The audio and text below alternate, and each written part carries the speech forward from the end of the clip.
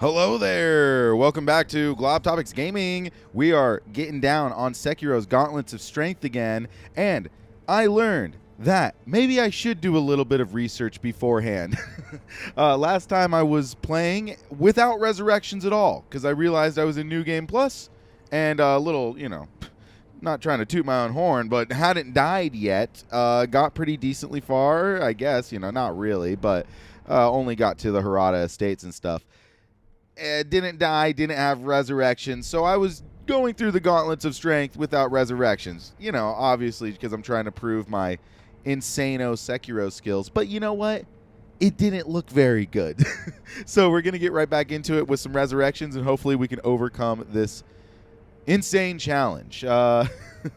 These have been pushing me to the limit. They've been really testing me and making me question, do I really love this game more than any other From Software game? And the answer is still yes. The answer is still yes, but man, they are punishing. So let's just get right back into it with our favorite, Gyobu. Yes. Should we? Yeah, I'll let you say it for the first time in the beginning of the stream. There you go. We'll see if we get past the castle gate, guys. He's pretty determined. So yeah. I guess the biggest update since the last stream was From Software did their showcase for Armored Core 6, and I will say I have not seen every bit of it yet, so unfortunately I may not be as up to date as maybe going and watching Young Ye or someone like that. I'm sure they have a 2-hour breakdown or something out there already. I'm sorry. I was on a roof yesterday. But no, yeah, it was really cool though what I did see between Vati Vidya being on there, which is, I always love seeing Vati. He's one of my favorites, truly. I mean, I think honestly, if you're into From Software and their games, you're doing yourself a disservice if you're not into Vati Vidya also. The way he makes their lore consumable to the average ding-dong like me, it's such a service to this community, because some of the games are a little obscure. I will say Sekiro is a little bit easier to understand, but geez, his Shadow's Pride Twice series are so amazing on helping understand like Shura and all that stuff with like the Demon of Hatred and the Sculptor and who he is. It's easy to miss some of the details that are really powerful and good, and he's always so great at breaking it down. So Armored Core 6, from what I was seeing, was looking, it's looking like the story is actually going to be pretty in-depth, just in the sense of being an AC and having the comms of, talking to whoever's in charge of the operation at the time for you. I don't know the story details yet, but I think just having that communication with other ACs and stuff is going to be huge when it comes to like just telling the story while gameplay is going on. Because From Software, they'll have some cutscenes, but they're usually kind of the show not tell types with their story, which I appreciate personally. They're always trying to bake it into the game. So I think them kind of being able to give a little exposition while you're still playing is going to be a great way to enjoy Armored Core 6's story. So, but seeing Vati, back to my original point, seeing Vati like on the panel just makes me so happy that From Software and Bandai Namco are like so, interconnected with the community like that, to have Vati like be such a big part. It's really cool seeing that. You can tell that they, without the internet and the tight-knit communities that it creates, like Dark Souls and From Software and all these games would not be anywhere where they're at. Like if this somehow didn't have the communities baked around it through the internet. So I think the way they embrace it is so cool. So seeing Vati up there was awesome. Obviously seeing some cool gameplay. And the multiplayer was like, whoa, daddy. I mean, if you watched, like the 3v3 Armored Core multiplayer, it is rustling my jimmies. I don't know any other way to put it. I'm very excited.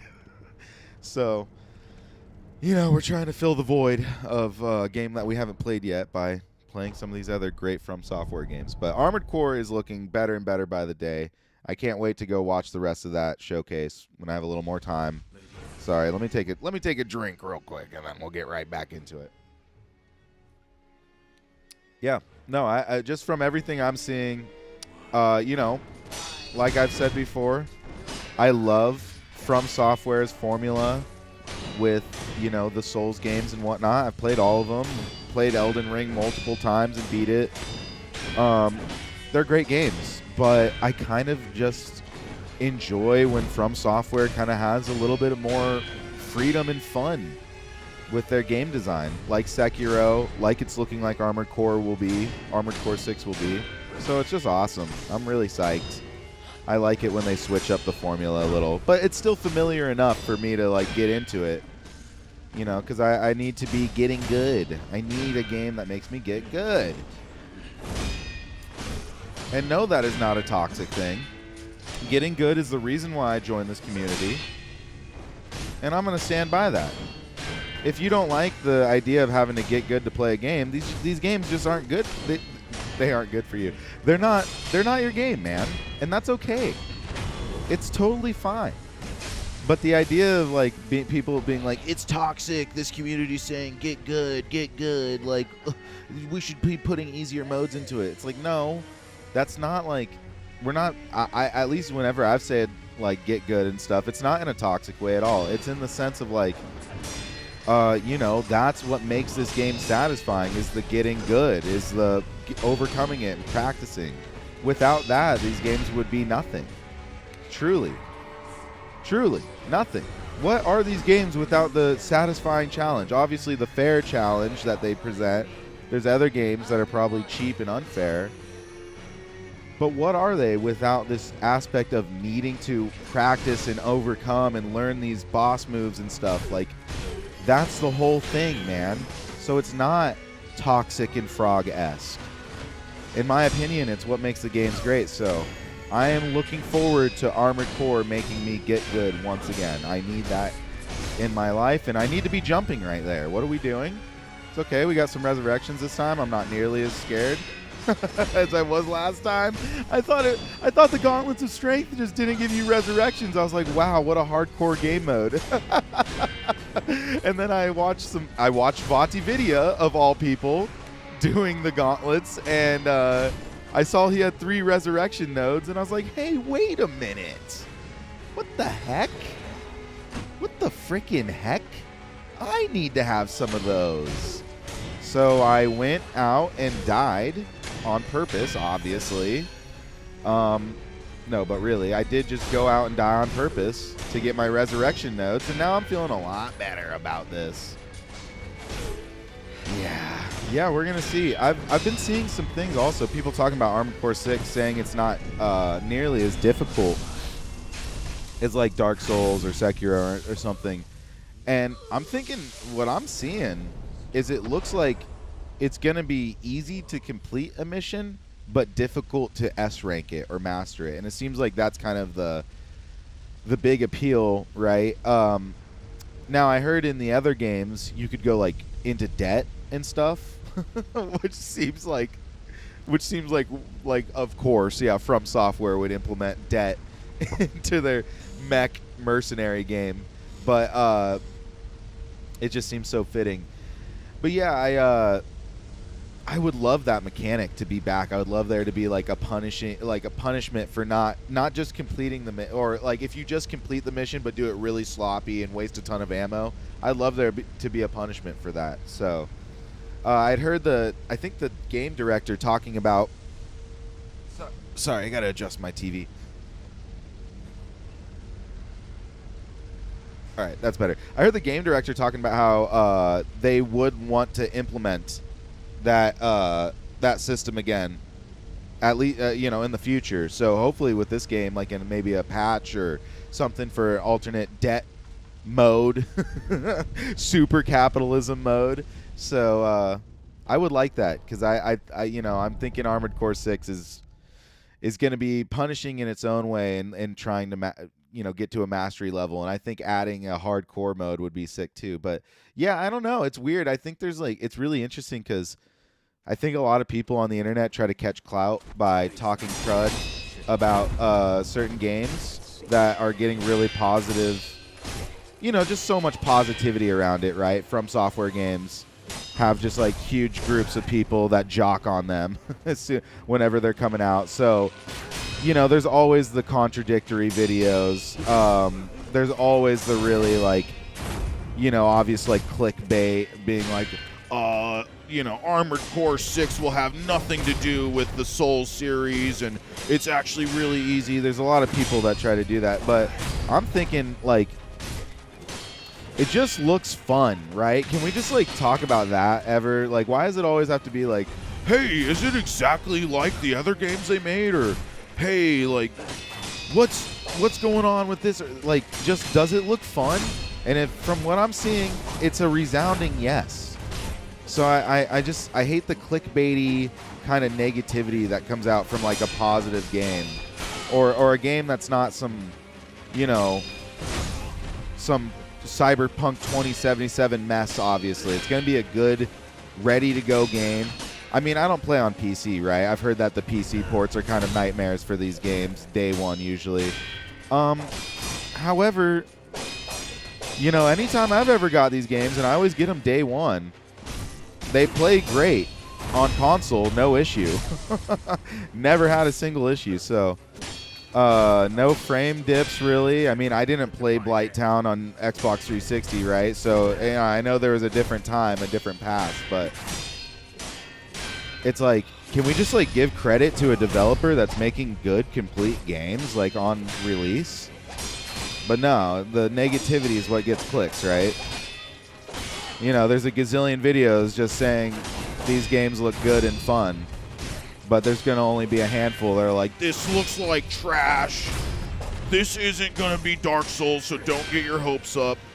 Elden Ring fans. Like, geez. That hurt. Yeah, I don't know. Sorry, I've just been looking up a bunch of stuff about Armored Core 6, and then, of course, getting the, you know, the negativity push from the algorithm. It's like, come on. Just because I like Synthetic Man doesn't mean I need to be black-pilled at all times, right? Hey, I'm sorry, Synthetic Man, if you ever somehow hear that, which you definitely will not, but the negativity can be kind of tough sometimes. I like positivity, right? I like listening to Lil B. God, I hate that arrow attack, man. It's such a nightmare. Oh, I got greedy, but we ended up making it out. Oh, we're healing. There it is. Not bad. Okay, come on. Oh, man, this is getting bonkers. The 3-piece and a soda. We'll see if we can break this posture. Nope. All right, we still got some resurrections, though. We're doing okay. See, this is way better than last time. Whereas it's like, oh, well, we're starting a whole gauntlet of strength again. Let's see. Yes. Oh, thank you. Thank you, thank you, thank you, thank you. All right, let's keep it going. Third phase with a resurrection. Maybe this is it, guys. Wow, if I can't hit any deflects, it's definitely not going to be. Jeez Louise. Oh, it's a jump. Oh, we got it. We did a dodge and a jump. Wow, we're greedy little piggies right there. But he took a resurrection. So now it's time. Got to focus up, I guess. Oh, got shocked. And as I say, I need to be focusing up. Oh, heal. Yep. All right. Oh, I dodged into it. I guess I dodged slightly to the left. Come on. Or to the right, or whatever it is. You know, I can't tell right now. I'm stressed. Yeah. Yep. Ah! First try, of course, is going to get me. Nah, we got this. We got this. Distracted talking about Armored Core 6. Man, even with the resurrections, I thought it was just going to be first try. Like, oh, that's all I needed. I just needed resurrections. No, I just need to be actually just better at the game. Gosh dang it. Hesitation is defeat. Yep. Yep, nope. Just getting ready, though. Just getting everything ready. We'll be day one streaming Armored Core 6. I'm taking the time off of work, so don't you even worry. Look, is it for selfish reasons mostly? Yes. Yes, I just want to play Armored Core 6. Of course. I was going to take the time off regardless of streaming. Am I going to try to capitalize on a trend? You bet your sweet ass I am. Of course. I'd be stupid not to. So it's a complete 2-4 now. I selfishly get to play the game that I wanted to play day one, minute one anyways. And I get to make content. Wow, look at me. Look at me, little content farm. Love it. YouTube, the algorithm overlords are going to love me. All right. Let's keep it rocking. Oh, come on. Come on. Let me break that posture. Oh, no. I thought that was going to be it. This is it. There it is. Yeah. Yeah. What better way, though, honestly, than Sekiro? You know, maybe if we beat some of these Gauntlets of Strength, I'll play a little Bloodborne or something before. But, you know, I want to get in that fast-paced zone. It was fun to play Dark Souls for a little bit, too, for sure. Just to kind of, it's always good to go back to the roots, right? Remember where everything kind of came from, or at least where the success came from. I know you can do that with Demon Souls, but, you know, healing items and upgrade items, am I right, folks? Boss runs, am I right, folks? Dark Souls is obviously the superior choice. And not everybody has a PlayStation 5. You know, not everybody can be super cool and bazillionaire rich McGee content creators like me, you know what I mean? Just kidding. Just kidding. I have a 10-year-old and he wanted a PlayStation 5. So that seemed like a good excuse to get one. Yeah. And they weren't just, you know, they were also on store shelves. I've only bought consoles off of store shelves. I'm sorry. Okay. I have a life. I don't have time to sit on Twitter all day and see if there's a one PlayStation 5 on Best Buy that a bot hasn't gotten yet. You know what I mean? I'm sorry. I just was never going to do that. I wasn't going to make my lady do that. I wasn't going to do it. I remember seeing all these, these videos online because I wanted a PlayStation 5. I've been a PlayStation guy my whole life. I remember seeing these videos online where you're like, how to get a PlayStation 5, instantly or whatever. And it's like, okay, you got to follow these 5 people on Twitter and you have to be logged in to Target and Best Buy and Walmart and da-da-da. And so when you press on the sale that they have posted up on their tweet, you'll instantly be logged in and be able to buy it. So the bots haven't gotten it yet. And I'm like, you know what?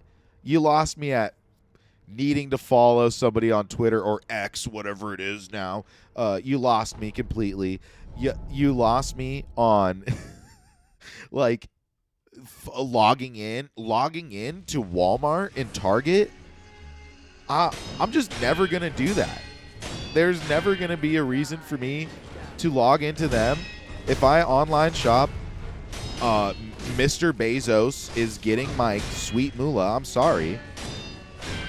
And that's it. That's simply it. So it wasn't until I saw a PlayStation 5 on a Walmart shelf, and also my lady, had helped pay for, I think actually a majority of it. So it was like, all right, well, when in Rome, huh? Kid wants it. Lady is paying for a decent amount. It's on the store shelf. Hey, let's get a little PlayStation 5 action going on here. I gotta beat Demon Souls. Never beat it. Don't have the notch under the belt. Get a little PlayStation 5. You call yourself a real Dark Souls fan, if you know what I mean. So yeah, that was like mission numero uno as soon as the PlayStation got picked up. It was like, all right, we're downloading Demon Souls. It's on PlayStation Plus. We're beating it so we can call ourselves true Souls fans. And we did. And we did, folks. And when I say we, I mean that's all of us together. We're all in it together. Even though it wasn't on stream, you guys are all with me in spirit whenever I play these games. Because I know there's some people that need just... oh, no! Death! Hey, at least we have resurrections, huh? Some people, though, with these games, they just need to live vicariously through somebody else's torture. And that's okay. That's fine, too. And I'll be that for you. I'll be the conduit of torture and chaos. I will be the masochist getting put into a gimp suit and beat up by these bosses.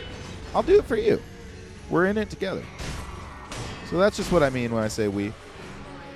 But yeah, we beat Demon Souls, you know, not too long ago, and it was good. But boy, did I realize it's a cumbersome game. I mean, Dark Souls I always thought was pretty cumbersome. It was actually my last one before Demon Souls that I beat. I beat all the other ones first, you know. It wasn't really till the remastered version came out, so I was like, all right, I'll beat Dark Souls now. I'll beat it. Blighttown's over 10 frames per second. All right, I'll play it. Shout out to all the chads out there that beat that game on the original hardware. I mean, dear God in heaven. Same thing with Demon Souls. Shout out to you if you beat it on a PlayStation 3, especially like a base model PlayStation 3. That's nuts. Yeah, I just could not do that. So, yeah. No, had to beat those, though, even though they are rather cumbersome. I really actually, as the years have gone on, I really enjoy playing Dark Souls. But it is cumbersome. And I probably have the most fun playing like Sekiro and Bloodborne. Oh, no, I know. Put me in jail. Lock me up in From Software jail. I've ruined your precious Dark Souls series by saying that. But yes. Yes, the most kinetic and fast-paced games, surprisingly, are the most fun. So, yes, Sekiro and Bloodborne are probably my favorites. Followed by, I don't know, I guess Elden Ring, huh? Yeah, it's got to be Elden Ring because it's also pretty fast-paced and fun, and the build variety is way up there. So that's probably would be my order. It'd probably be like Sekiro, Bloodborne, Elden Ring, Dark Souls 3, like really close behind it, and then Dark Souls 1, and then Dark Souls 2, and then Demon Souls. That seems like a good list. Just right off the top of my head with zero thinking whatsoever. But I think that's probably a pretty solid list. And I actually really like Dark Souls 2. I'm going to have to go and replay that game. Oh my God, I can't believe I didn't die right there. That's crazy, actually. Yeah, so I'm going to have to replay that game because I don't know. I don't think it's going to obviously go over Elden Ring or Dark Souls 3. Dark Souls 3, it was the first, like, I think Dark Souls game that I definitely the first Dark Souls game, like, I fell in love with. I New Game Plus that game so many times. It was the first time I feel like I really got into making, you know, builds, I guess, in these games. I think before I was just kind of struggle bussing through with, like, a semi-quality build and a shield or whatever. And it wasn't until Dark Souls 3 that I was like, oh, let me try a bleed build. You know, two-handing weapons, and I guess that was power stancing, right, if I'm not mistaken. I don't know. I think maybe that's different than power stancing, the two-handed. But, yeah, two-handed katanas with a quality bleed build just completely broke Dark Souls 3, for me at least. And PvE-wise, I don't really PvP, as you saw when I was playing Dark Souls, if you watched. But, yeah, no. That bleed build was like, whoa, daddy. Oh, just like that kill right there. Wow. That was like, whoa, daddy, too. And, no, but that thing really showed me the way. So, yeah, that game helped me fall in love with these games for sure. I mean, Bloodborne was, for sure, no question, my first From Software love, because I was playing Dark Souls 2 that I'd been gifted to by my friend. You know, he had like given me his copy of Scholar of the First Sin edition, which I know some people say it's the inferior version. I don't know. I'm not going to buy old hardware just to play a single game, right? So anyways, I played the Scholar of the First Sin edition, and it was good, but I was just like kind of getting bored, right, with like shields and circling and, you know, Dark Souls style of playing the game. So then he like let me borrow Bloodborne because his PlayStation disc drive stopped working, and that was like, I was like, I didn't know a game could be that challenging yet still fun and rewarding. And so Bloodborne was for sure the first one, but you know, that's its own thing. My first Dark Souls love was Dark Souls 3. That was the first time like Dark Souls clicked, and I was like, yeah, this game is amazing. This series is, I mean, as close to perfect as you can get, in my opinion. You know, with all their flaws is what kind of takes it to that next level, in my opinion, which is crazy. Like, these games, with their imperfections, is what makes them so perfect, right? Which is so weird. Oh, man. Oh, reset the posture, though. Not bad. Oh, I did not think I hit that thrust counter. Pause. Okay. We got this. We got this. How did I not? How did I not? Oh, danger zone. Oh, that was a pellet. That was a pellet. Oh well. Okay. We're just purposely saving our gourds, right? Oh my god, that is so close. Yes. All right, all right, all right. Get back to those gourds. Oh, how did I not get it? Oh well, I didn't get hit at least. Yep, there it is. All right, third phase. I do not want to get this messed up. Help me, Vatividia. I need your strength. My spirit animal, Vati. I need you. Guide me, please. I'm forsaken. I'm lost. Oh, that was a bad idea to resurrect right then. Oh my god. Okay, all right, not bad. All right. This is as intense as it gets, folks. The end of a gauntlet. I hate it. Heart's racing. But we're giving it our all, right? I'm sorry that I stopped talking at this third phase. It's very difficult for me. Oh. Oh, my hands, they're so sweaty. I get so nervous. Every time I'm like, it's the time. It's happening. It's really happening. Nope. Just breaking my brain. Just breaking my brain trying to get it. Oh, well. Yeah. Yeah. And then I think, yeah, because I was waiting for Dark Souls 3 to come out. I remember I didn't pre-order it, but I remember when it came out and how big of a deal it was and how everybody was bummed out that it was the last one, right? Little did they know they'd be getting at Elden Ring in a couple years. So, but they were, there was a lot of hype around Dark Souls 3. So I wasn't there for when Dark Souls 2 or Bloodborne came out. I mean, I guess I remember when Dark Souls 1 was like first a thing, right? I remember when they all came out. I remember seeing the IGN review and GameSpot review for Demon's Souls, but I never played them, and none of my friends did either. And I remember when Dark Souls came around, and it was a phenomenon, and I tried to play it, went to the catacombs, thought this game sucks, it's for masochists, stopped playing, because nobody just gave me a little bit of guidance and tips on where to go. And it was just too late even by the point I did, so then I came back to it later, obviously. But Sekiro was the first one where I remember like I remember when it got announced. I remember because like sometimes it's hard, it was at least hard for me back then to even realize like, oh, this is a From Software game. Like I was like, this game looks awesome, this game looks sick, almost looks Dark Souls-esque. And then I realized it's actually from Software. Always tough to say that. And I was like, pretty amped up because I'd, obviously at that point become nerded out. So that was the first. This was the first one where I got really amped up, really amped up, and pre-ordered.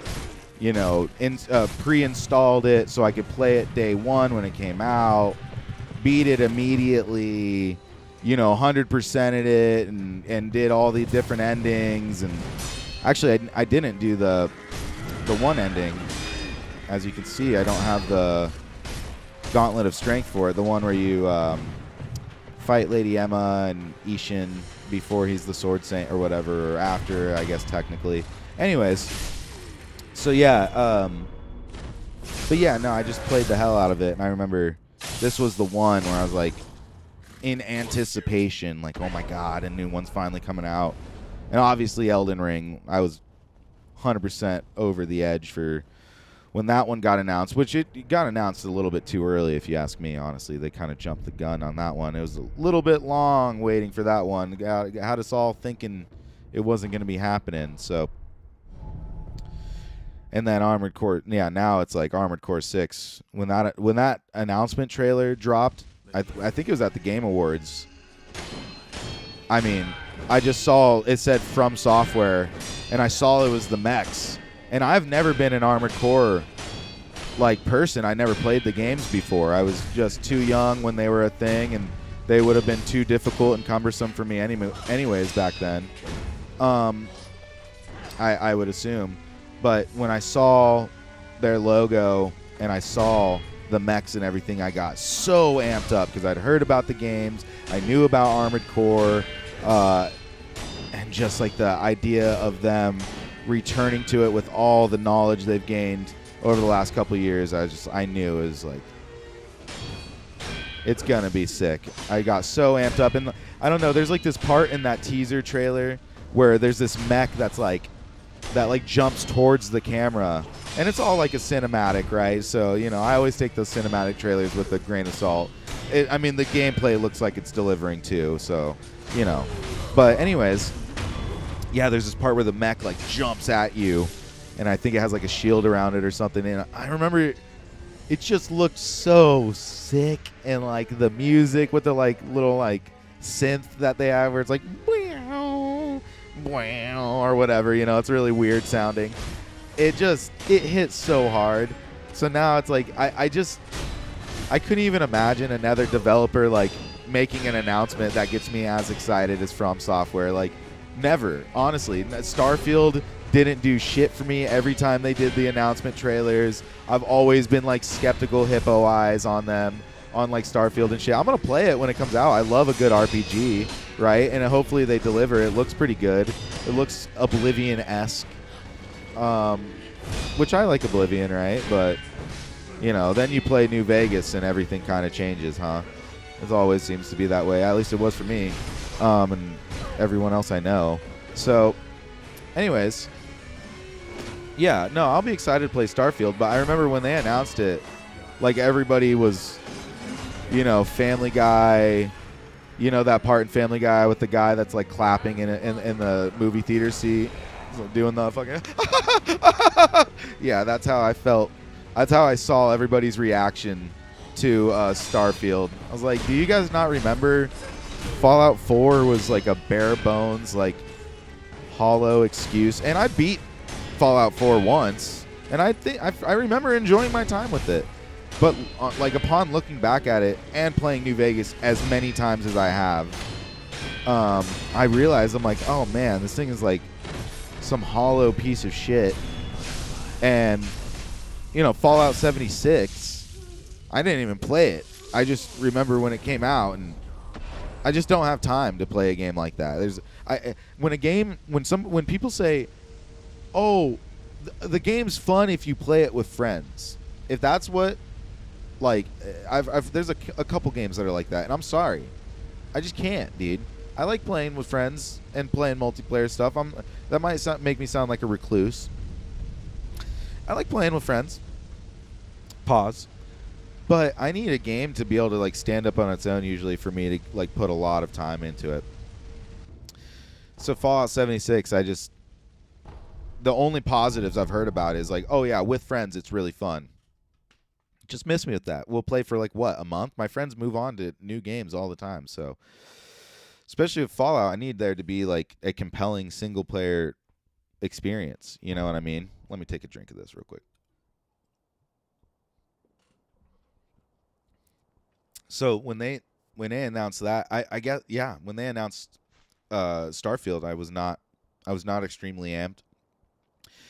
You know, it's funny because over the time from Cyberpunk 2077 when it first got announced, like first that cinematic came out, and I remember seeing it, that I was pretty amped up for that actually when I'd first seen it. And by the time they started showing gameplay, I'd become really callous to the game industry. And I was like not very amped anymore. I had a feeling, I'm like, this thing's going to be a little bit fucking shaky. It looked really good. It looked good on a lot of the gameplay stuff they showed, but it seemed like vertical slice gameplay, right? Where they're showing you a pretty specific thing. They're not really exploring a lot. So, you know, I was very hesitant, to say the least, by the time they started really showing it off. And it's just, I mean, that just goes to show how long that, I guess, cycle was for 2077 to get developed and marketed. That, you know, I had become a grizzled video game veteran by that point that was callous to the industry and their ways. I'm callous to cinematics and CGI. I don't trust it. Whenever I see CGI gameplay now, I'm like, nah. That's why, like, when everybody got all like ticked off by the Avowed gameplay trailer that was showed the other couple months ago or whatever, I was like, you guys actually fucking dumb? Are you guys like thick or something? You know? Like, obviously they showed a fucking 2-second CGI of like a hand holding a sword and like casting a spell, you know? You think that's going to be representative at all of a fucking game, especially like an Obsidian RPG? Are you fucking kidding me? It's like, how stupid is everybody? Dude, are we really going to like just be like, oh, you know, these cinematics look so sick? Like, of course cinematics look sick. Have you ever seen a fucking Marvel movie? Oh, man. Oh, I'm not dead. Yeah. Have you ever seen fucking Guardians of the Galaxy? It's pretty sick, dude. Like, cinematics are good as hell. Of course. Obviously and of course. You know? So, like, to even see a cinematic and think a game is good, I think you should have your gamer card revoked immediately. You should never see a CGI trailer and make a determination on a game. And that's funny because I was just talking about when I first saw the Armored Core 6 teaser trailer, which was all just a cinematic and no gameplay, I got amped up. But that's almost like, you know what? They've almost fucking earned it, huh? From Software. By being like, yeah, I know the quality of games they put out. They've not put a bad one out, in my opinion. You know? So when I see them put out a cinematic, I can have an idea of what I'm getting into, right? Maybe not fully. I didn't know what the HUD was going to look like and what the gameplay loop would be and how I'd be able to customize my mechs, right, with Armored Core 6. But I had an idea of what we were going to be seeing. I knew we were going to see a third-person action game with From Software's DNA in it, and that's exactly what it looks like. So I knew that. So if you build that reputation, sure. It's just that all these other fucking developers have crushed their reputation in a gazillion pieces. So when I see a cinematic, I'm like, I don't fucking know, actually. I don't know what kind of product I'm going to get. It could be the best thing ever. It could be a fucking giant hunk of shit. How? How am I getting hit by that? So, you know, it's like you almost have to earn your way to, like, being able to make CGI cinematics. Instead, it's the other way around. It's like everybody starts with a CGI cinematic. Oh, my God. Oh, I have Resurrection still. Oh, my God, I forgot about that. Yes. Hey, we hit that counter. Not bad. I heard Vati say to just dodge the electric attacks, so we might give that a go.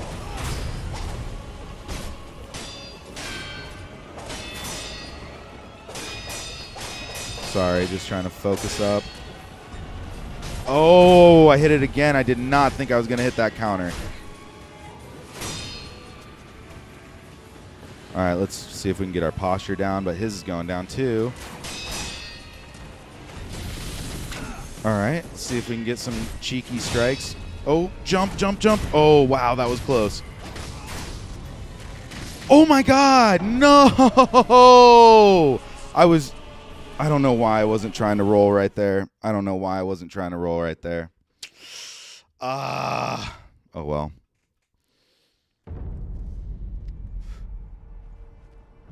It is what it is. Yeah, it's interesting. It's almost like, you know, I've been obviously looking into ways to try to make, you know, good content and stuff. You know, I've been doing it for a couple of years, even not with just this, but like with like podcast stuff, and I do a sports show called Sports with Dorks, and I love that. And so, you know, I've always been looking into like how to make it better, and I've been looking really heavily lately, the last year or even last couple months, getting really deep into making stuff that people want to watch and stuff, you know, trying my best at least. And one thing I see a lot of suggestions is like, you know, make your title and thumbnail for a video, for example, for like a YouTube video, before you make the video itself, right? And it's interesting because that almost like, it seems like counterintuitive, right? It seems like you should make the video and then you'll have an idea of what you're going to do with the title and thumbnail. But it's like, nah, it'll help inform like what you're going to be talking about and what the message of your stuff is if you make the title and thumbnail first. And so, you know, it's interesting. It almost seems like they think, you know, a CGI trailer is like a title and thumbnail. But it's almost like quite the opposite with games, right? You have to know what your game is going to, what your game's even going to be like before you make these like weird cinematics. Like, I guess, you know, Avowed, right? Obsidian, they earned their way into making great RPGs. So they make a CGI trailer and they're like, all right, you're gonna know that this is Skyrim-esque and you're gonna be playing, you know, with fantasy stuff, right? We are Obsidian. We make either the best RPGs ever or obscure, weird, mid RPGs that have a niche base that if you ever dare try to talk shit about them, they will tell you you have no idea what you're talking about and you don't even like RPGs. So they've like earned their way to be able to be like, all right, here's our CGI cinematic, right? Like, it will be Skyrim-esque but Obsidian style, you know? Okay, cool. Short, sweet, to the point. We know you're still working on gameplay. That's a perfect CGI trailer. You know, obviously not perfect to all the nerds that like were like, oh, I thought it was going to be more gritty when they saw the gameplay. But yeah, so yeah, it's like a good CGI cinematic. All right, From Software, all they need to say is their fucking development studio name, and they show some mechs, and you know, you're like, all right, I know what I'm in for, right? With these other studios, I think they don't even fucking know what they're doing by the time they're making these CGI trailers. I don't even think they know what the tone, what their game's gonna even like feel or be like by the time they're making these CGI trailers. That's why it's so fucking misleading usually, you know? And I hate it. It really bugs me. It's like the worst aspect of the gaming industry, in my opinion right now, is like the bait and switch. I mean, loot boxes and stuff are pretty egregious also. It's not like those are great. But the bait and switch is just so god-awful right now, especially with, like, incomplete, broken games, man. Like, what the fuck, dude? I know there's, like, financial reasons why they're getting pushed out the door. I get it, and I get it. I get that I don't get it, right? But Jesus fucking Christ. It feels like it does a lot of negative to put out, like, broken games so often. It's like every month we're hearing about a broken piece of shit that was supposed to be the next thing, you know? I fucking hate it. That's why I just stay playing From Software games. I'm like SpongeBob, just receding back into my house because I know the outside world is dangerous and mean and harsh and cold. That's what a fucking Ubisoft cinematic CGI trailer is. It's the cold, harsh world. I said it. I said it.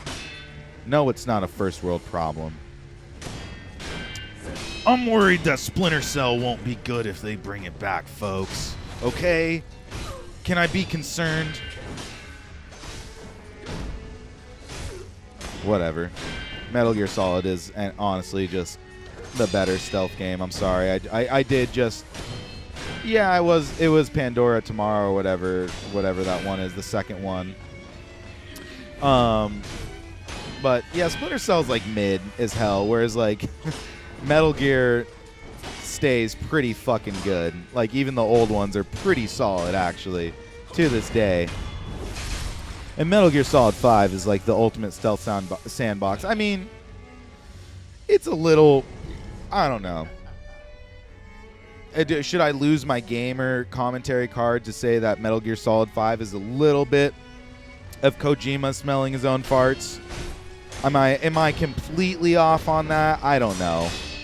You know, some people would probably say I am, right? It's like a love letter to Metal Gear fans, and they're like, what the hell? You don't know anything about this series. But it's a little bit of a fart smeller, okay? It's a little bit of sniffing your own farts. I'm sorry. It ain't no Metal Gear Rising Revengeance, okay? Let's just put it that way. Just kidding. Boy, that's a good game, though.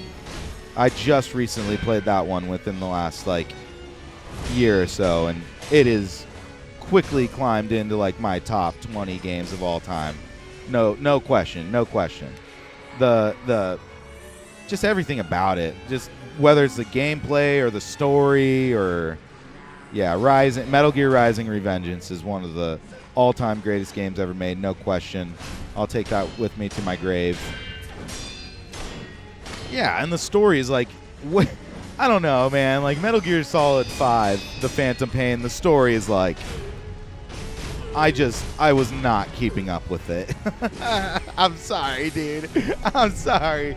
I kept up more with fucking Death Stranding than I did that, you know?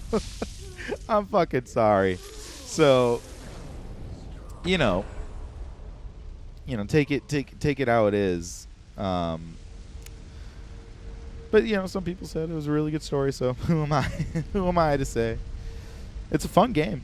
I played Metal Gear Solid 5 a decent amount. Pretty fun.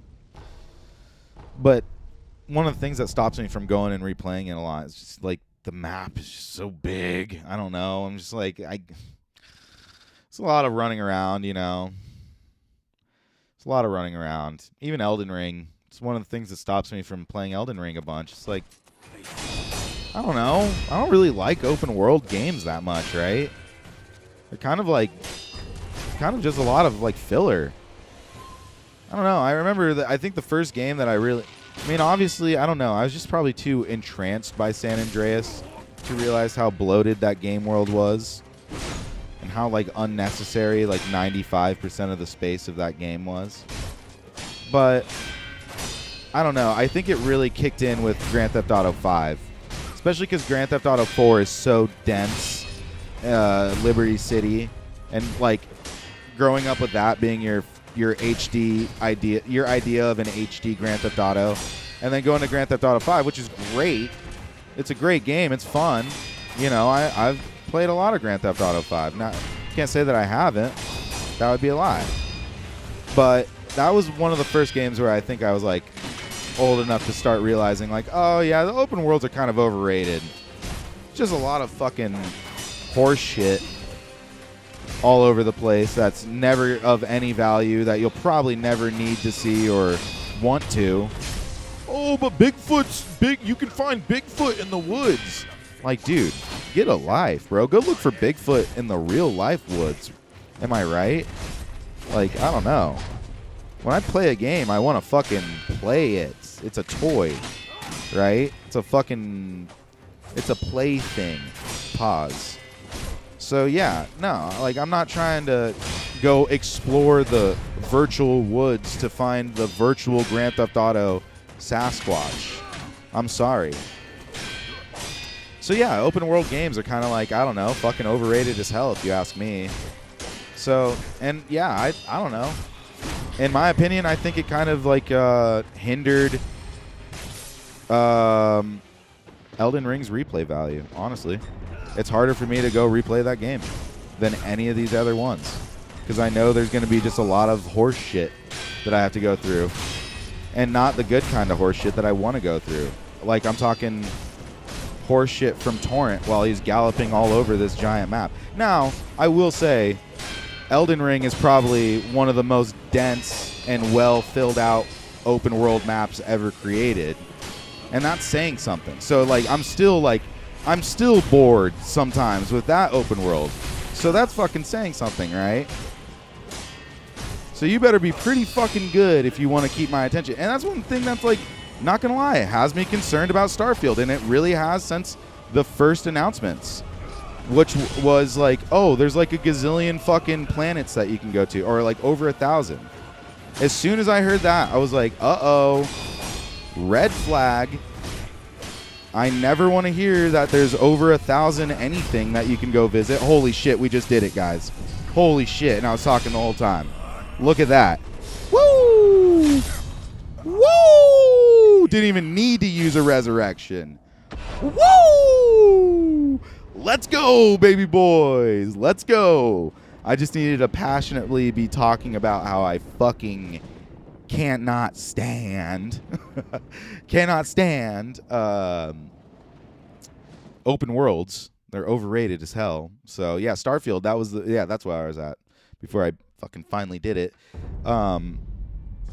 Hey, we can upgrade our power a little. Oh, I've heard that dance is good for lightning. We're gonna equip it. Yay. But yeah, just like major red flags as soon as Todd Howard was like, the map is 100,000 times bigger. There's 1,000 planets now. I was like, uh-oh. Todd, tell me lies. Tell me sweet little lies. Howard fucking saying that there's going to be more and more. Ding, ding, ding, ding, ding, ding, ding, ding, ding, ding. Red flags. Red flags. So, yeah, no, that was not good. So, should we do this next one? Should we just play the game? What should we do? Oh, yeah. We have memory. Enhance attack power. Inner Genichiro. We've become stronger. Stronger with the force we are now. Maybe I should just get to the point where I,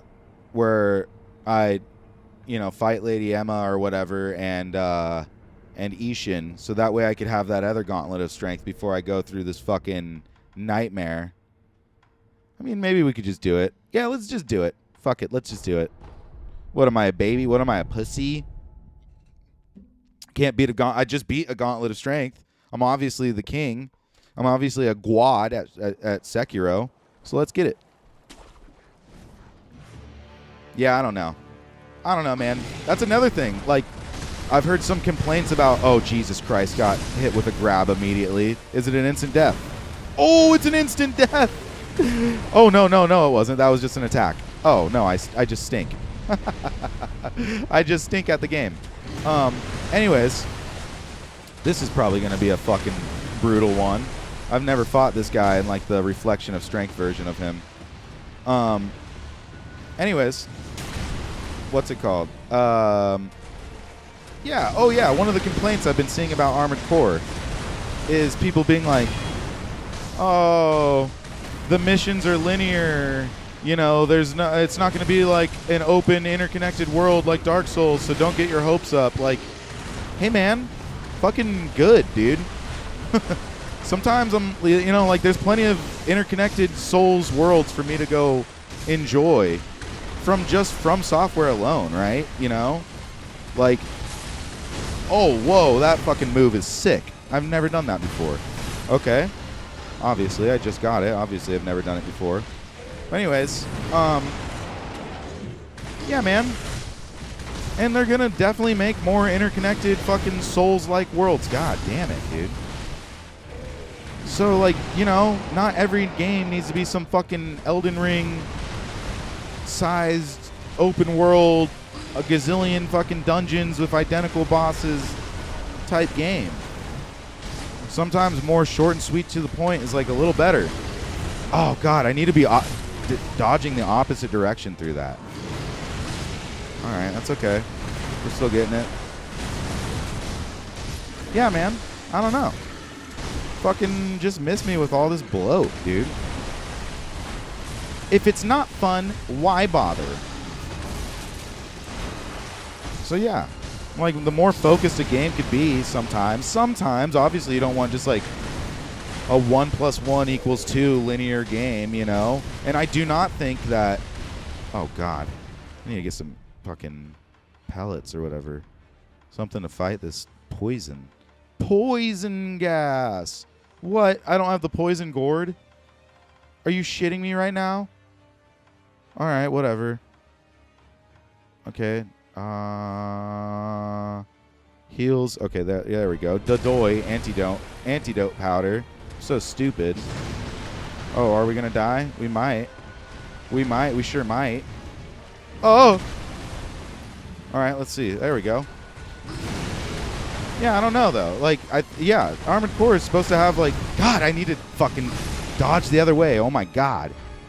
I'm so screwed. There's going to be the second phase, which is a nightmare, and I'm going to have to fight him then. And I only have 3 gourds. Whatever. It's good practice. But, yeah. Yeah, there's supposed to be multiple alternate fucking pathways through Armored Core 6 on who you decide to go with, you know...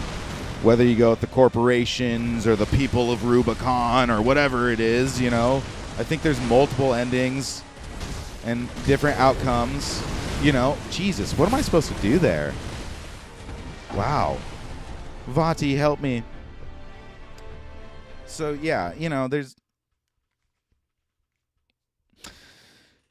there's going to be a lot of choices. It's not just a straight linear game, but it's just the missions are going to be a little smaller and more focused. And it's like, all right, bet. Check, please. That sounds good to me. I like focus. I like focus on like something that's fun, you know? Jesus Christ. This is going to be brutal. I can already feel it. But that's okay. That's okay. We already got past the first one, and that's what matters. That's what matters, folks. If I didn't get past that, I was going to turn in my Sekiro card. So, yeah. We may keep... Yeah, what am I supposed to do there? What am I supposed to do? Oh, God. Oh, my goodness gracious. But, yeah. I don't know. Maybe... Well, my kid wants the PlayStation back tomorrow, so because I'm playing Sekiro right now on the PS5, I know. Lucky me, right? But tomorrow he wants it back. Because Fortnite stuff, right, folks? Am I right? Fortnite. No, something about Fortnite, so he wants to play the PlayStation because Fortnite is signing, blah, blah, blah, blah, blah, blah, blah, blah, blah. So he's getting the PlayStation back tomorrow, so no Sekiro tomorrow. And I do want to stream a little. So I don't know. Maybe we could stream a little Elden Ring. I'm talking a bunch of shit about it, but you know, why not? Sometimes or maybe we'll just keep going on Dark Souls, actually. I can show everybody how to enjoy Blighttown and the depths. You know, because we already did how to enjoy Dark Souls, the first part, which I think if you just take those 3 tips from that video, from that stream, you'll totally enjoy Dark Souls more, in my opinion. In my humble opinion, but who am I? I've only beat every game, most of them multiple times. But yeah, maybe I could show people, because Blighttown in the depths is obviously oh, I just need to keep running that way. Okay, that works. That works. But that's the point where people are like, you know, they figure out if they love or hate the game. Obviously, the Tomb of the Giants is pretty fucking bad, right? But by that point, by the time you're getting the Tomb of the Giants, pretty much figured out if you like the game by that point, right? Unless you accidentally made it there. I'm talking if you made it there through correct means, through the progression means that you're supposed to take. So, yeah, that can be pretty. Oh God, I love that.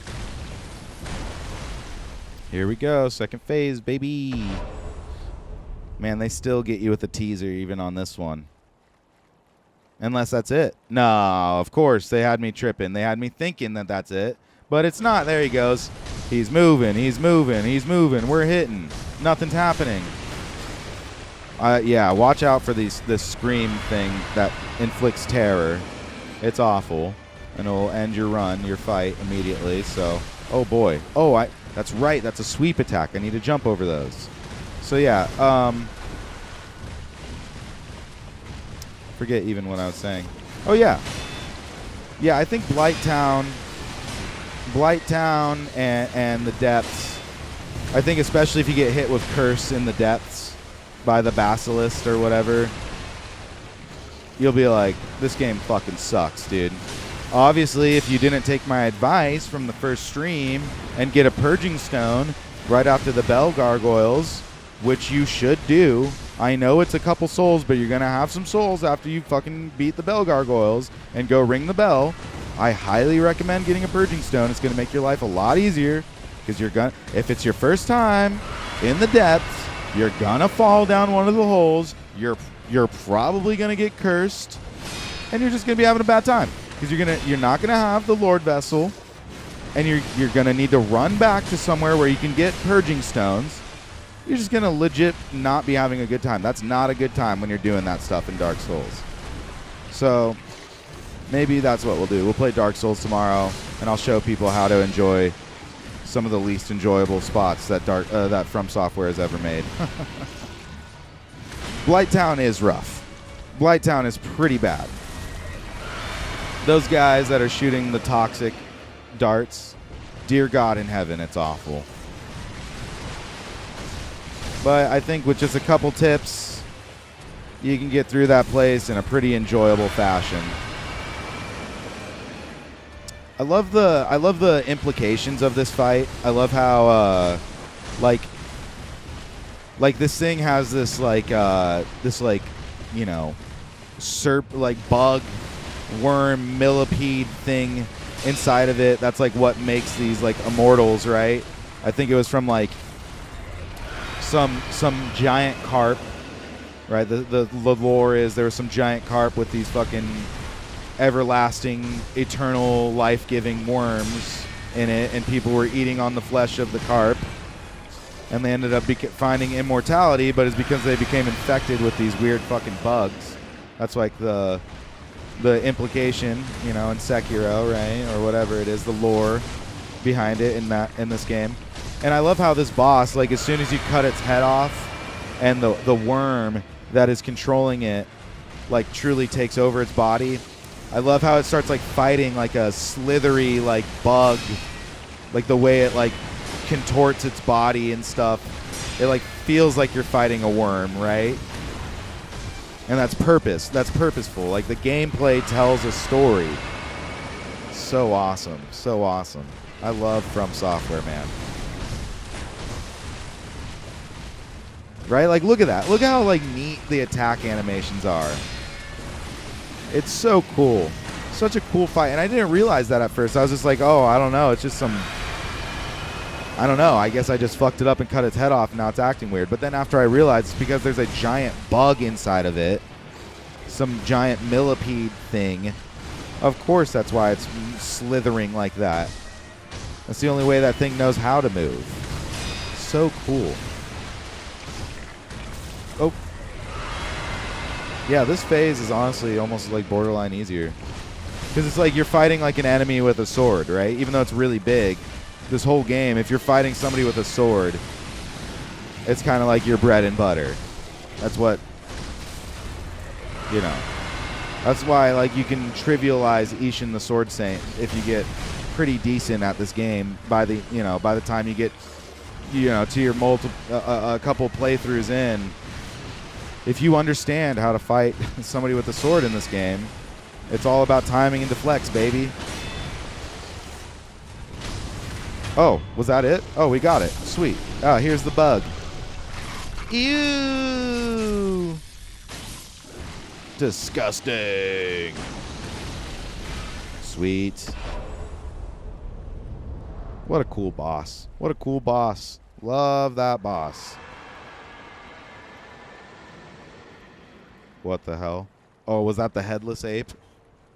That's cool. I forget about that scream at the end. I think that's the headless ape, like going nut, or the other ape or whatever. It's like maybe it just bounced and it's over in its other den now. I don't know. Yeah, no, this game rules, dude. It's so sick. Easily my favorite. Easily my favorite.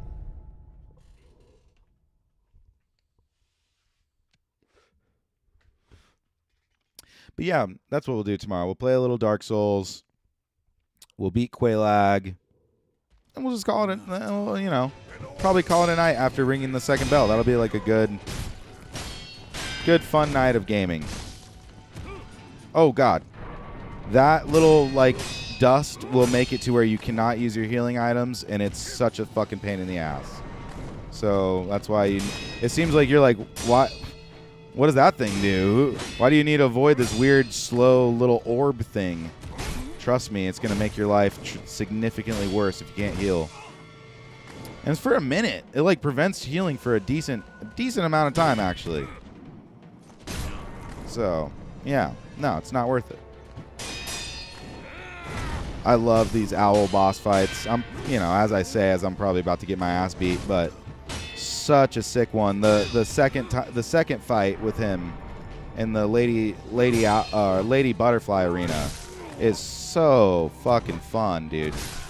Truly just a 10 out of 10 boss fight. Oh boy. Oh. Oh. The pain.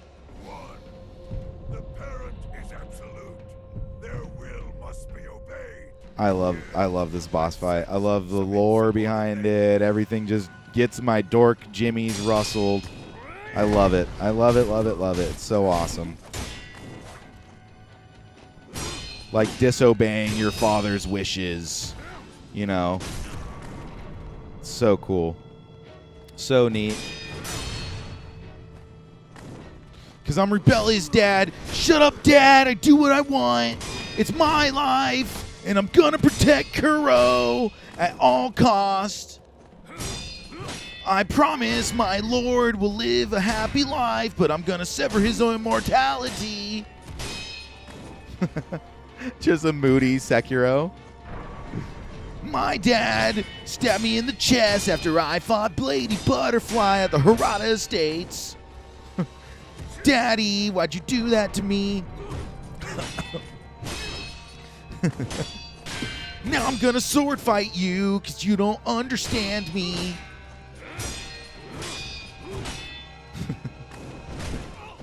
Where are you? Oh God. Dear God in heaven.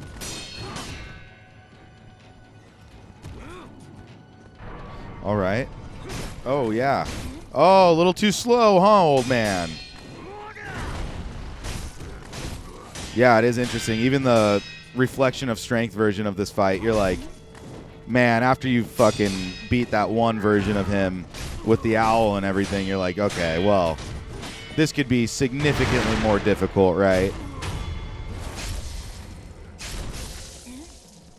All right, nice. Oh, yeah. Oh, God, I forgot he does that. Okay. Wait, please. Okay. Sweet! Yeah, no, I don't trust you, dude. I never trusted you, Dad. You've always broken my heart. Oh, yeah. Oh, God. Why did you and Mom have to get a divorce? You could have just stayed together until I got through high school. Then my friends wouldn't have thought that it was so messed up that I was acting that way and being so moody. Sorry, I lost it at the end there. Focused. I'm focused. Why can't you be cool like mom's boyfriend, Jim? Oh, God. Oh, God. Oh, God. Oh, God. Not good, folks. Not good. Oh, well, we have 2 resurrection nodes still, so we're still in this shit. Oh. I didn't realize I need... Oh, I didn't pop the antidote powder. There we go. Poe up. Oh, God. All right, here we go. Focus up. Oh, God, I hate this. Oh, God. Oh, man, he hits hard still. Talking all that crap. Being like, oh, he's not the true version of himself. Just wrecks my health in one fell swoop. Dad, why can't your attacks be less sporadic? Oh, God. All right, all right. Yes. I'm running back this way, bro. God, chill out with that thing, all right? Oh, did he hit me with it? Yeah, he did. Oh, my God. I was just about to say, you're never going to hit me with it. And then immediately now I can't use my gourd. Can I use pellets? Nope. Sure can't. Oh, geez. Well, I can resurrect at least, so, you know. Okay. There it is. Okay, I see you. No. The master is absolute. You give your life to keep him safe. You bring him back at any cost. At this rate, you'll lose him again. So, I think he has a third thing that he can say, because usually by this point in the game, you only have like 2 resurrection nodes. But I think, if I'm not mistaken, I remember seeing a Vati video. Jesus Christ, try saying that fast 5 times. But yeah, where it was like you can actually get him to say the third one if you have the 3rd resurrection node somehow by that point. Which I forgot even how you get the 3rd resurrection node, to be quite honest with you. It's been a while since I've beat the game, a couple months, and I forgot how I did it. It all escapes me after a certain point. Come on, let's get this dub.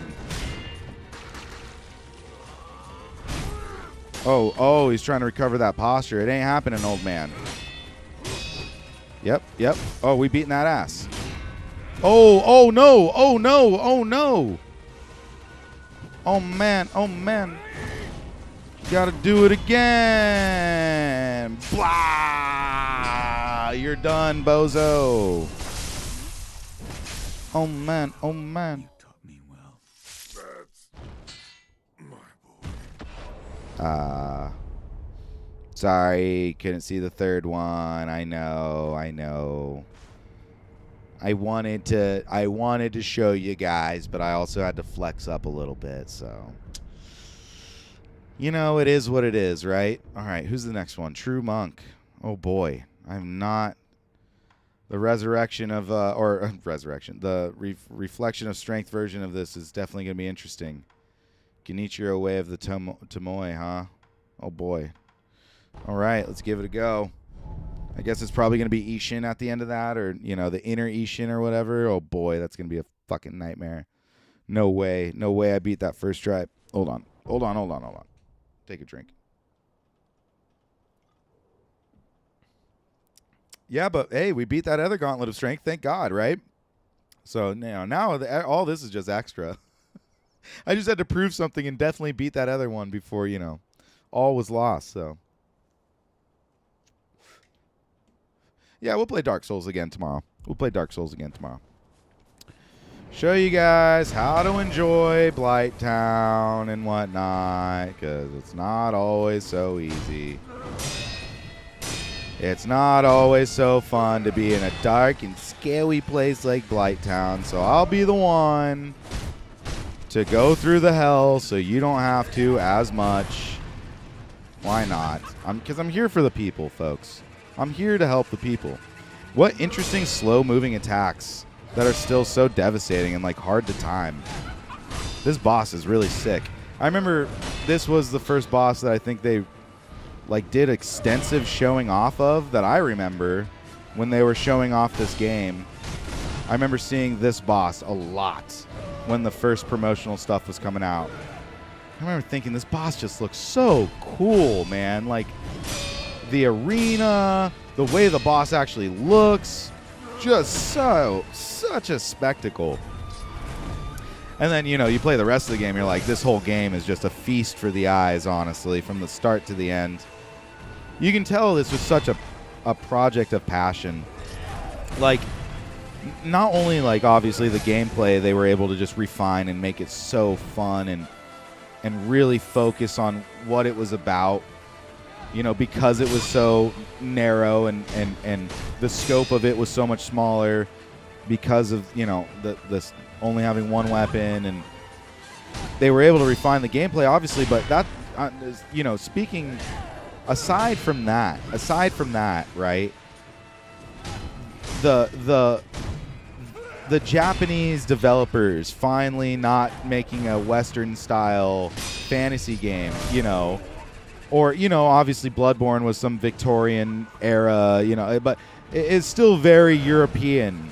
Obviously, Bloodborne and Dark Souls, very Western fantasy style. So to see these Japanese developers really be able to like dig into like, you know, mythology roots from Japan, from where they're from, you could see they just really were like absolutely pouring their heart and soul into making this just the most respectful version of that they could, in my opinion. And I think they excelled. This game is a marvel. It's a spectacle. Vatividia, once again, just talking about him the entire stream, but he has a fantastic Sekiro video where he talks about the lore of Sekiro and how it ties in with Japanese mythology, and just so awesome, man. It's so freaking cool. It's just a treat. Oh. The best way I've found. Oh God, we fell off the arena. Okay, obviously that wasn't the best way.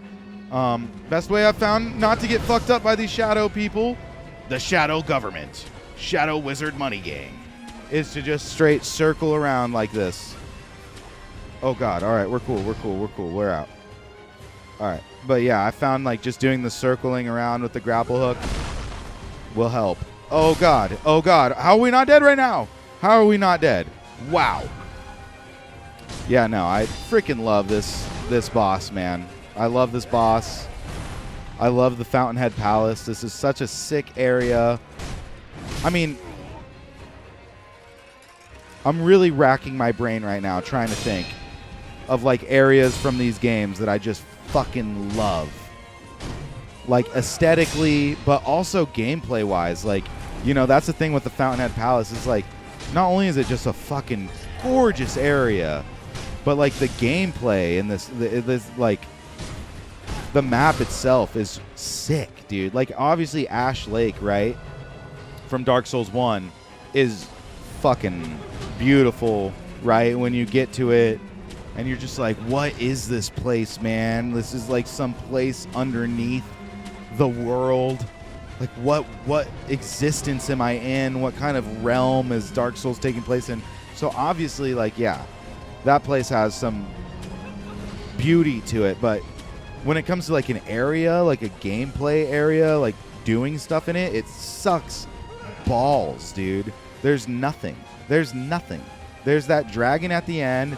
There's some of those mushroom guys, and there's the fucking sack of shit run that you have to do down to it. Lord, please hope that you have the Lord vessel by then. Fucking Jesus help you. Because if you don't, you're going to be so fucked climbing back up that fucking nightmare. Oh no, I'm out of gourds. Oh, we're definitely losing this fight, boys. But yeah, like, it sucks. The Fountainhead Palace is sick. This place is sick. The bosses here are sick. The enemies here are sick. The giant carp is sick. Swimming around the entire area is sick. Literally everything. Oh, another one of those worms. Everything about this area is a 10 out of 10, dude. 10 out of 10. Yeah, honestly, best area in any From Software game, dude. Honestly. Oh, no. Got hit with the terror. No. Oh, wait. I got a resurrection. Nice. Hey. Still definitely not going to get this. We have, like, no more healing items. Oh, let's get out of there. Oh, yeah, no pellets or anything. All right, let's maybe use this and see if we can get through it. Oh, jump. Oh, man, we're so fucked. Anyways.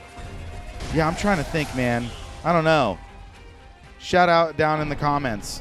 What's your favorite area in any From Software game? I'm sure Ember has a sick video about it.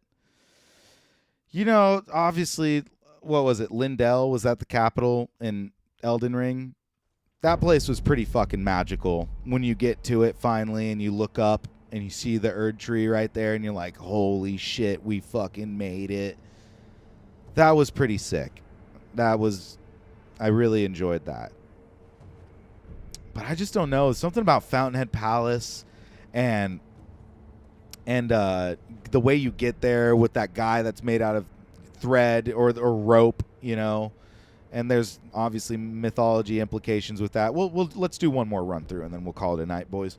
But and then yeah, the true monk, like waiting for you, being the boss that introduces you to the area. It's like so cool, dude. Just so cool. So freaking colorful and bright and vibrant.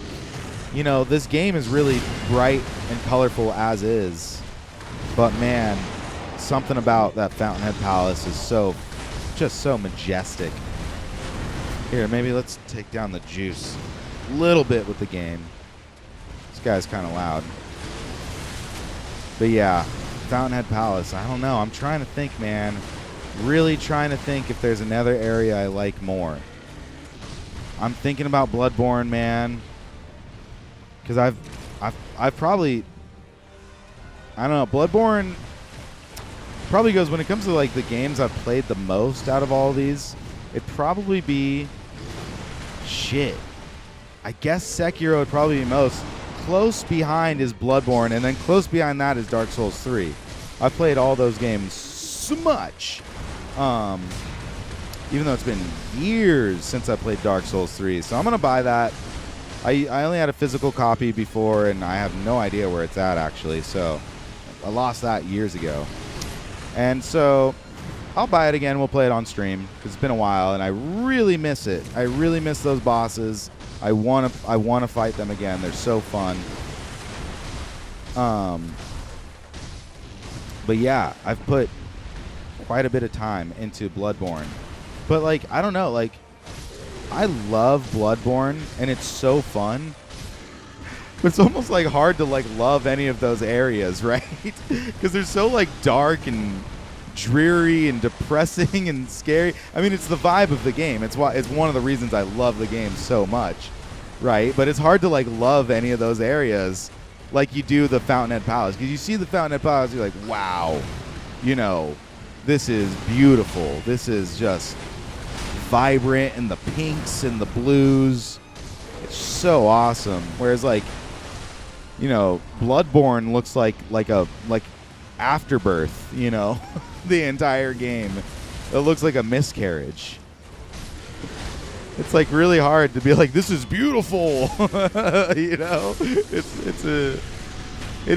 beautiful in its own way. But I guess when you know, for me, one of the moments that was like a whoa moment in Bloodborne, I guess, was when you go back to Cathedral Ward, right? And you see the like those, when you have enough insight and you can see like the great ones all over the buildings and stuff.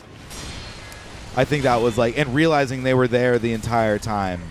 I think that was one of the most like, whoa, Bloodborne, this is sick type moments, you know. I don't know. I just beat that game recently. I'm really trying to rack my brain on like areas that I liked from that game. Obviously not the Nightmare of Mensis. I don't know. I'm trying to think right now. You know, it's weird. There's just so many. There's a couple of things about Bloodborne that like kind of hold it back from being like the GOAT, right? And I know for a lot of people, Bloodborne is their GOAT. The Hunter's Dream is a big one that holds me back. I fucking hate having to go back to the Hunter's Dream every time I want to rest. Like at a bonfire, you know? It's like I wish those lanterns were just bonfire-esque things. But no, we have to go back to the Hunter's Dream every time. That is a nightmare. I know a lot of people really like the Chalice dungeons. Dude, I've tried. I just can't get into them, dude. I don't know why. There's something about it. Just because it doesn't feel as like handmade, I guess. I don't know. I've tried though. God knows I've tried. And yeah, I don't know. Some of those areas are pretty tough also in Bloodborne, like Old Yarnum or whatever, where like the snakes are and shit. Not great. Nightmare of Mensis, not great, dude. Not great. Yeah, I don't know. Man. Some people probably loved all that shit. I just feel like Sekiro's like took Bloodborne's like areas, like the idea of like, you know, the valley, the sunken valley here and whatnot, and like, right, that kind of has almost a little bit of Nightmare of Mensis vibes of like people shooting stuff at you. Or yeah, I think if I'm not mistaken, that's the one where you fight Amygdala and stuff. That place, that's what I'm talking about. The place where you're fighting Amygdala, and there's those like things that look like the doll that is shooting the things that inflict frenzy on you. Like that place has some Sunken Valley vibes, but I feel like they just put it in the Sunken Valley with these like long range projectile guys and just kind of made it better. Not saying the Sunken Valley is great, kind of sucks actually, but I don't know. I think it's better, in my opinion. Bloodborne was like the first time also where they like started like going outside the box, right? Like by the time they got to Sekiro, they're way more comfortable with just trying something new, right? Because you could tell like Demon Souls was such a fucking flop when it initially first dropped, right? And you know, it ended up bouncing back and becoming a cult classic and ended up winning GameSpot's Game of the Year and stuff. So it's not like it wasn't recognized for the greatness it had immediately. And they obviously, you know, kept the formula going because it was so beloved by a cult following with, you know, they kept it going with Dark Souls. But, you know, I feel like there was a little bit there between like, you know, Demon Souls, Dark Souls 1, Dark Souls 2. It felt like they were a little bit scared to like shake the boat a little bit too much and alienate this crew of people that have brought them to developer superstardom, right? So obviously I think Bloodborne was a major roll of the dice for them. Looking back at it, it feels like, you know, it was an obvious thing. It feels like the right thing. It still feels so close to Dark Souls comparatively to like Sekiro, right? It doesn't even seem like that big of a jump, but at the time it must have been really daunting and scary. I would love to talk to one of those developers to know, like, did you think that it was for sure going to be successful, or did you have an idea that maybe people wouldn't like that and they would say like, hey, go back to making Dark Souls, you know, stick to what you're good at, you know, stop making this weird stuff? Because I would be willing to bet cold hard cash that was at least running through somebody's mind, if not, you know, all the way up to Hidetaka Miyazaki himself, you know, having those thoughts, those pervasive thoughts. So, yeah, man, I don't know. I think Bloodborne's great, but I think they were only just dipping their toe in the water, whereas by the time they got to Sekiro, they're dipping like a whole leg in, and it seems by the time they're getting to Armored Core 6, if I'm not mistaken, you know, even though they've made Armored Core games before, it seems like they're you know, kind of going waist deep into making something different, making something that they want to make, not giving a fuck about what these Dark Souls and Elden Ring fans want and just making something fun. Realizing, these gamers, honestly, and I'm, obviously part of this crew, gamers don't know what we want. We don't know what we want. We think we do. But we don't. We don't know what we want. We don't know what we need from these games, right? We think we do, and certain developers like Ubisoft and EA will try to give it to us, pause, and it ends up being shit, right? It ends up being loot boxes and microtransactions and characters that are, locked behind paywalls and, getting a quarter of a game that's, if you're paying $60 or $70, you're really not getting the full game unless you pay like hundreds of dollars, actually, It's like, this is what ends up happening when we let them just give us what we've been asking for, right? Because it just turns into more and more bloat and bullshit. If you let a developer be like, no, I know what you want. What you want is to have fun, okay? Why else do we play games? You want to have fun playing a thing, okay? Pause. But, so if that's the fucking case, right, then let's make something fun, and you're going to just have to trust us on this one because we're the guys that make the games, okay? And I think From Software has been a shining example of that, but they almost painted themselves into their own corner of being like, we need to make these games that are, that our fans want. And I'm like, nah, man. No, make what you guys want to make. Obviously, keep some DNA in that of what made you great, but they're going to do that regardless of no matter what they make because it's just their DNA. It's in their soul. I'm sorry. But, yeah, no, like, yeah, no, bro, I'm not falling for it. Anyways, come on, man, bro, chill. Anyways, oh, no. Oh, I got hit by it. No, we can't heal, no. Anyways, yeah, man, just, like, make something fun. You can keep your DNA ingrained there, but still make it good. I will say that, speaking of, like, keeping your DNA as a developing studio, From Software is so awesome in the sense of, like, because there's a couple studios out there where the quality of their games have fallen off, right? Like, they're not the same studios that were making these games in the past. Like, a big one for me that I always think about with this is, like, Arcane. Arcane Studios is, like, one of the GOATs, or they were, in my opinion. Like, when they made Dishonored 1, Prey, and Dishonored 2, which I actually never beat Prey until this year, actually pretty recently, just a couple months ago. But I did enjoy it every time I played it back in the day. It is an awesome immersive sim.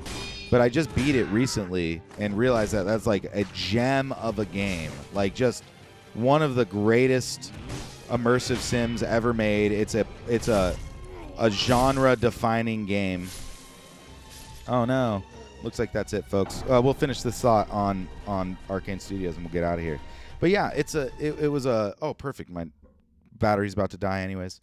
But yeah, Prey, in my opinion, is like the pinnacle of an immersive sim, and they nailed it with that so much.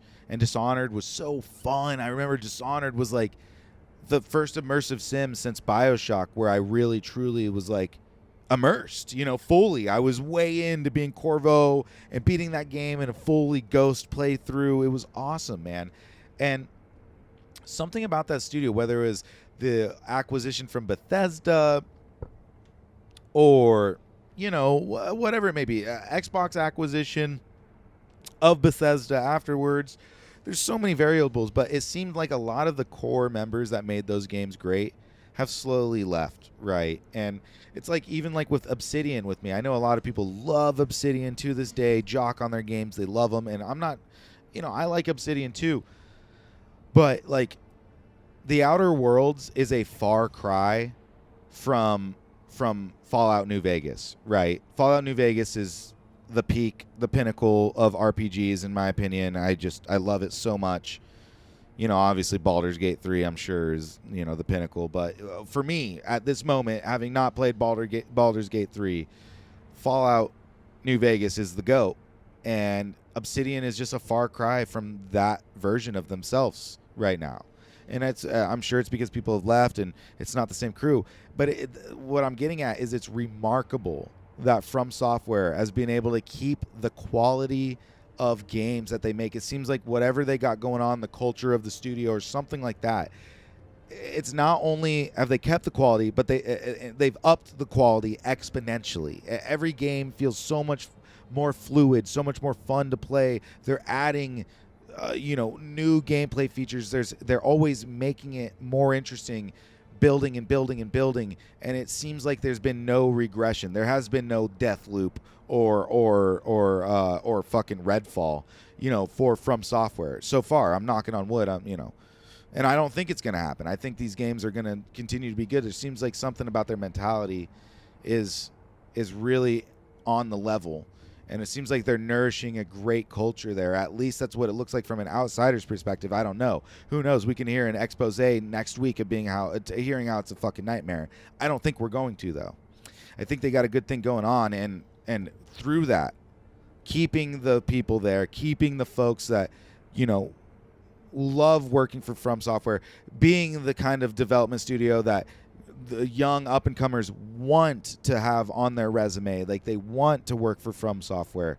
Seems like that's what they're doing, and the quality has been showing. So even after Hidetaka Miyazaki is done directing games completely and he's just straight up the president of From Software, big ballin', going from not even knowing what his age is because he grew up so poor to being the president of From Software, even when he's done, I am very confident that they have set up their studio to keep making great games without him being at the helm directing the games himself. He's obviously going to have a big hand in anything they make because he's one of the biggest reasons why they're where they're at today. That's why they made him the president of the company. But yeah, that's my 2 cents, man. I'm super excited for Armored Core 6. Obviously, I've been talking about it a bunch. And, hey, we got past the Gauntlet of Strength that we've been trying to get. I forget what it was called. Divine Air. We did it. Look, the other Severance is going to be a little tough. But, hey, folks, it's been tons of fun. I had a great one. We're going to be playing Dark Souls tomorrow. We'll be getting through Blighttown and the Depths. So Depths and Blighttown in that order, actually. So Carpa Demon, Depths with the Gaping Dragon, and getting into Blighttown and beating Quelaag is my goal for tomorrow. So tune in for that. That'll be fun. That'll be around 6 or so, 6 or 7 probably, probably closer to 7 or 8. I keep moving it forward. Actually like 8 or 9. Let's just move it to midnight. No, I'm just joking. Sometime in the evening around dinner. All right. Whip yourself up a plate and we'll be playing some Dark Souls. Okay. So until then, we'll see you guys in the next one. All right. I keep getting cut off when I end the stream like this. So I almost am like, well, what should I do? Should I just ramble on like this? Should I see, oh, no, I don't know how to make outros. I guess if I ramble, the outro is going to basically be like, like Ember or something.